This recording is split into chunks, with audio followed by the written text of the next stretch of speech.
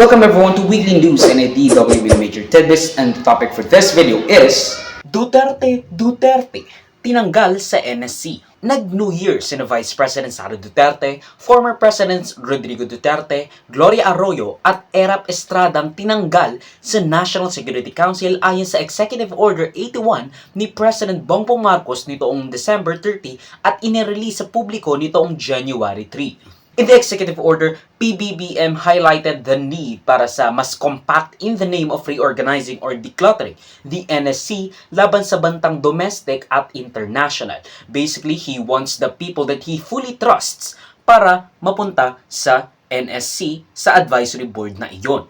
This is quite the bold move for President Bongbong Marcos na usually is scheduled to be a lame duck president, not to mention na hindi siya ganon ka-divisive as he once was when he was a candidate. Basically, a lame duck president is someone na nanalo na and mananalo pa, especially during the midterms later this year. But after that, it is or will be uneventful. With the Dutertes out of sight dahil sa kanilang affinity at, let's be honest, destructive, Sino-loving rhetoric, they are basically unaligned sa mga plano ni Marcos when we consider that Donald Trump is going to be in office later in January at he is a tough anti-CCP strongman. With Trump's power consolidated dahil sa malaking mandate of the plurality of the votes against Kamala Harris, of which he used to never win the plurality of the votes, ang nasa isip ni Marcos, the Dutertes are too much trouble to work with in the name of national security, lalo na there's a tricky relationship brewing between the Philippines, China, and the USA, and this sort of twisted love triangle that just won't quit, lalo na sa West Philippine Sea. At again, we are becoming a pawn between the fight against China, the upcoming global power, and the USA, the global hegemonic power. And you know, Marcos is aligned with the US, so there's conflict of interest when historically, the Dutertes, especially FPRRD's presidency, was vehemently opposing the United States in favor of a more peaceful waters in the West Philippine Sea, with China even signing or even agreeing to a secret deal that would allow status quo to remain in his presidency sa West Philippine Sea. Kaya wala tayong masyadong naririnig na pag-aaway o pang-aaway ng mga boats ng PCG or ng CCG. Naalala nyo ba yung Gongxi Fatchay debacle kung saan binati pa ni VP Sara ang mga Chino noong Chinese New Year yata yan? I'm not really sure. She said it in Mandarin. She was swallowed whole dahil sa first, cringe, and second, read the room. Kasi ilang beses na tayo or ilang beses nang nabalita ang mga tunggalian ng PCG ng mga mangingisdang Pilipino at ng China. 高行其西想全国国家主席习近平。中国菲律宾是我虽然国专辑中国公民致力在于金属中华人民维护国善于知识产专辑中国公民致力在于金属中华人民维护国善于知识产专业主专辑中国人我情怀了 Ang sabi ni PBBM, mas maganda raw na qualified ang mga opinions sa formulation of policies relating to national security na hindi ng kung sinong has-been lamang. And you know, hindi niya naman pwedeng tanggalin lang specifically sila VP Sara Duterte and former President Rodrigo Duterte because that would cause uproar. Nagsalita naman si dating presidential spokesperson Salvador Panelo na political raw ang pagtanggal sa mga dating presidente at kay Vice President Sara Duterte. Pamumulitika lang raw ito at ill-advised at that. Pamumulitika lang ito ng Malacanang dahil nga naglabas ng baho si VP Sara Duterte sa mga press conference niya at yun, nag-resign siya sa Education Secretaryship. Is that right? Basta nilagay siya sa Department of Education tapos nag-resign siya back in June 19, 2024. I know that because it was my birthday and that was quite a surprise. To which Executive Secretary Lucas Bersamin retaliated saying na bakit siya magsasalita samantalang last administration as the presidential advisor or one of the presidential advisor to Duterte, siya ay nag-advocate na tanggalin si VP Leni Robredo. So the hypocrisy is glaring that now he has to admit that either it isn't political and purely strategic or that he was biased against Robredo. Kaya in-advocate niya yung pagtanggal nito sa National Security Council sa Administrasyong Duterte, saying that he has no moral grandstanding or moral leverage to say na pinupolitika si VP Sara dahil sa kanyang pagtanggal sa NSC. President Rodrigo Duterte are criticizing the reorganization of the National Security Council. Attorney Panelo claims it smacks of bad politics and it's meant to target the Vice President, while Attorney Roque is questioning whether it is a prelude to martial law. Kasi tinanggal daw yung mga Vice President noong time ng unang Marcos admin. What do you say to those criticisms? Long bagay, ano.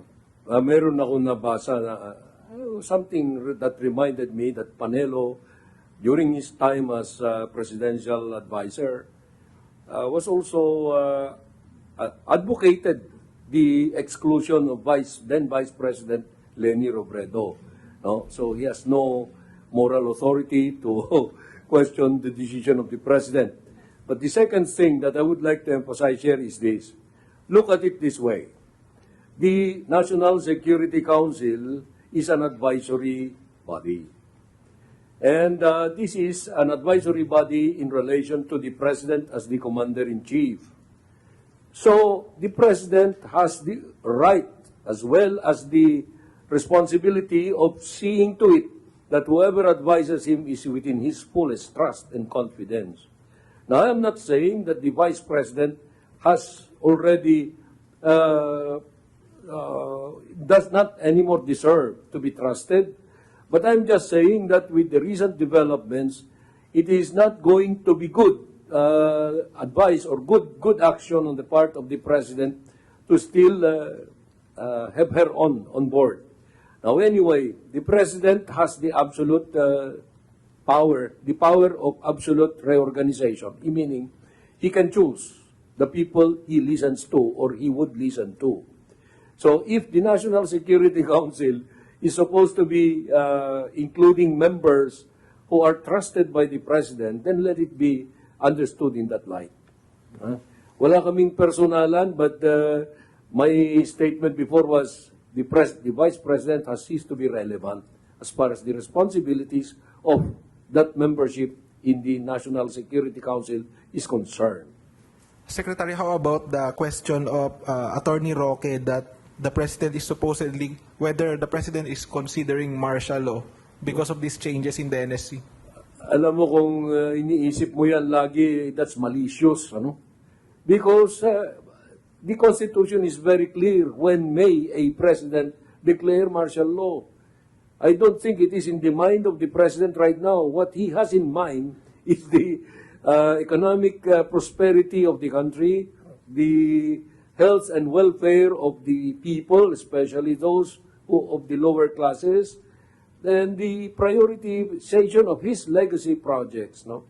The President accepts that as the number one concern. It's not about martial law. It's not about extending himself in power. No, he has no thinking about that. He does not even think in those terms. Malicious talaga si Mr. Harry Roque. Salamat po. Thank you very much, Executive Secretary Bersamin, Secretary Bautista, and Secretary Uy.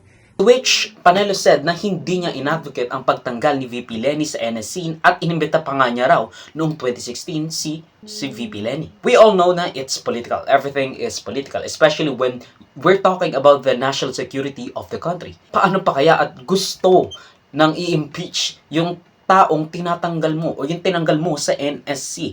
Basically, what we were trying to say is that, you know, as Executive Secretary Lucas Bersamin said, na the NSC is an advisory body and the President wants the people in the NSC to be the people that he can trust. The people that will advise him is the people he can trust. Basically, kung iisipin natin, pwedeng ang mangyayari dito is the fact na ang tunay na presidenta is Lucas Bersamin.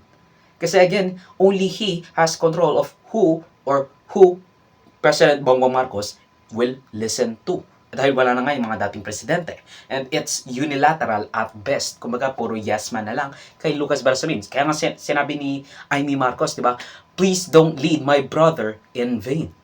Pero, whatever. We don't really know anything at this point. So, Let's just watch and watch. Ang video clip na ito ay galing sa aking series na News Worthy Recap. Check the entire video for the complete weekly news recap and subscribe to the channel to be kept up to date sa mga local at global news na I'll make sure would be interesting to you particularly. Di ko alam yung name mo pero you should subscribe. You... Muhammad Smith? I don't fucking know. John Smith? Salamat sa manunod mga kabayan. For me, like, subscribe, follow my links in socials and over. Choose that would be linked down below. Sa susunod muli, of course, paalam.